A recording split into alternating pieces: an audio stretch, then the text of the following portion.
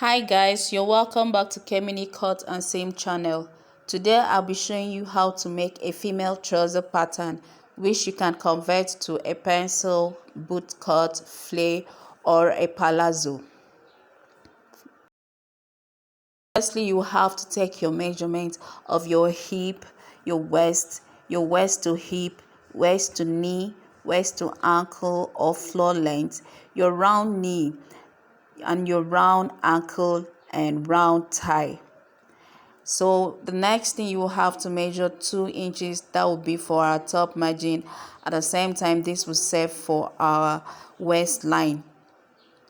And the next thing we'll have to do is to measure 3 or 4 inches for our side margin, and we'll be drawing the line all the way from the waistline to the ankle length. After that, we will need to mark our hip line, which you can use 6 or 8 inches, but I'll be using 8 inches for this tutorial. And now on that hip line, I'll be marking 1/4 of our hip measurement plus ½ inch for seaming allowance. I'll be using that same measurement to create a rectangle. I'll be drawing that to meet the waistline.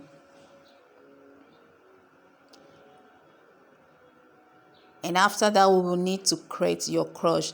Now you can measure the crotch if you can, but if you can't, there's a calculation of dividing your hip measurement by 20, and whatever you have, you measure it from your hip line downwards and mark it and draw the line to meet that same 1/4 of hip measurement plus 2 plus ½ inch seaming allowance, and then you connect that line to meet the former line like we had drawn already. Now you will use that same measurement that you had from your hip line downwards to create your crotch extension. Using the curve part of pattern master, you will curve that to meet the hip line, and that is our crotch. Now the next thing we'll have to do is to divide the crotch line by 2, finding the midpoint of that. Now that midpoint, when drawn to the waistline to meet the waistline, it becomes the dart position, on which we'll measure ½ inch on both sides for our dart, and the dart length will stop 2 inches before the hip line. Now this line will be extended from that waistline to the length, and that becomes our grid line. The next thing we'll be marking will be our waist to knee measurement. And remember, when you're measuring that, you will measure from the waist to the kneecap. And then we will mark our waist to ankle measurement. We'll be drawing those lines out, our knee line and our length. And now at this point, I'd like to confirm my thigh measurement. Now the thigh measurement is 27. Dividing that by 2, that gives us 13.5. And now I'll put my tape rule on the crotch line, because that's about where your thigh will fit in. So I'll be measuring that and dividing that 27 by 2, I have 13.5 inches, and I'm putting that on the crotch line, and that ensures that it will enter comfortably. So confirming the measurement I have for the grid line, I'm measuring that on the knee line and on the ankle. That's so to be sure that they are centered. The line is centered.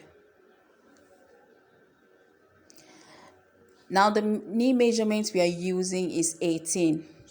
18 divided by 2, that gives us 9.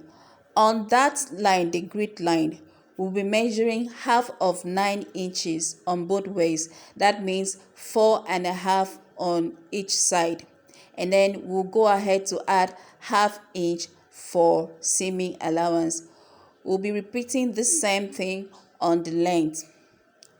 Around the ankle we have 14 inches. 14 divided by 2, that gives us 7.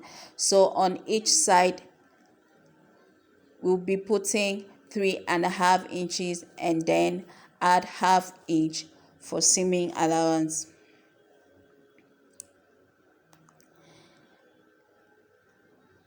Going back to our waistline, we are placing 1/4 of our waist measurement plus 1 inch for that allowance and half inch for seaming allowance. I'll be cuffing that from the waistline to meet our hip line.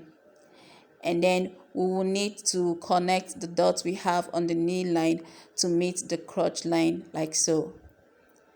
And the next thing, we'll have to extend the line from the knee to the length.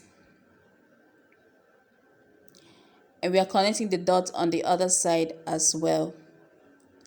Now when you're cuffing your crotch, ensure that you don't cuff it too much so it will not affect the thigh measurement. So from the crotch now, we will cuff that to meet the knee line. And we have our straight or normal female trouser pattern. Now, if I'm making a pencil trouser, it won't be as open as the normal trouser, so I'll have to reduce the round ankle measurement. I'm using 13 inches here, dividing that by 2, that gives me 6.5. And now, because I will have to place this on each side of the grid line, I'll divide 6.5 by 2. And then I'm marking that and connecting it from the knee line to the point that we have marked now. That will become our pencil trousers. And we are marking this so we won't have to confuse ourselves. Now from this same pattern, you can make any kind of trouser that you want. At this point, I'll be marking from the point of the straight trousers. I'm marking 4 inches on both sides, and then I'm connecting it from the hip line to meet that 4 inches that I've marked. And from the crotch line, I'll be drawing a line to meet the 4 inches that I've marked at the ankle, at the length. And that's for our palazzo. Now for the palazzo, at first I made it 2 inches upward, but I noticed that it's too much. So I now reduce it to about 1 inch. That's so to give it a balance when it is worn. So I'm using 1 inch on each ankle to go up. That's to cuff the trouser. So that will be for our palazzo. Now if you're making a flay trouser, just to connect the knee line to the 4 inches that we are using for the palazzo, or you can even make it less if you want it like a boot cut. But for a flay is wider than the boot cut, so we are going for the flay now. So from the knee, you connect it to about 4 inches outside the straight trouser.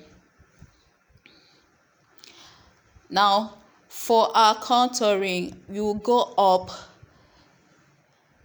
on the waistline with half inch, and then coming down on the center line with half inch, and then you connect it.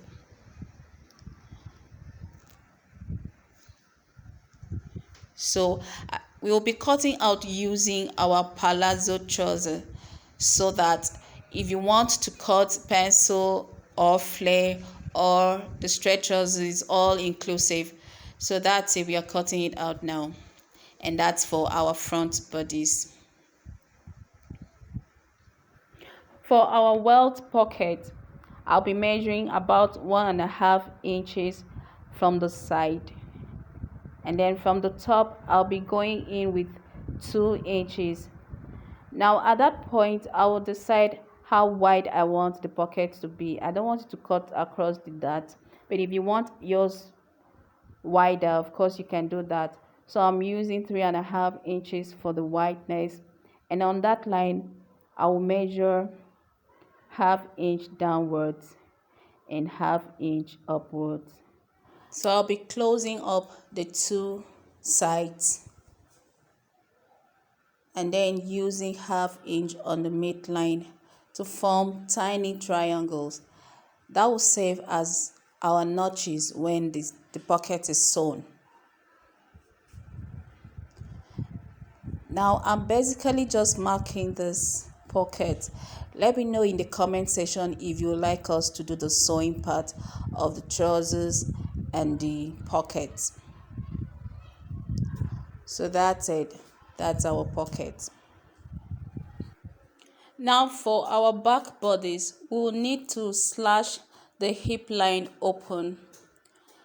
You can use about 1.5 or 2 inches to open that. But before that, you will need to secure it with a masking tape.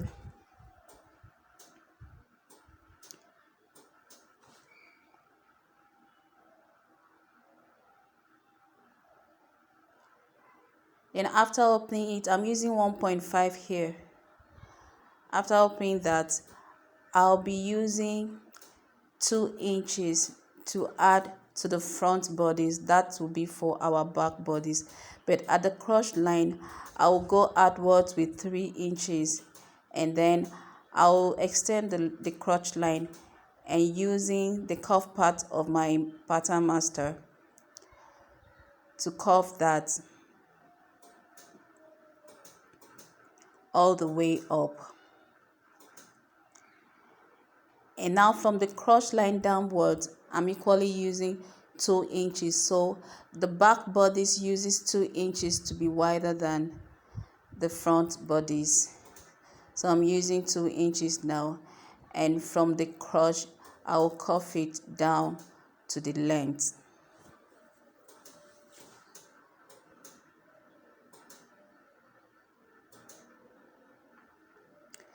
Now remember, we used the palazzo to cut the trousers, but if you want to do the straight trouser, of course you need to add some hemming to it.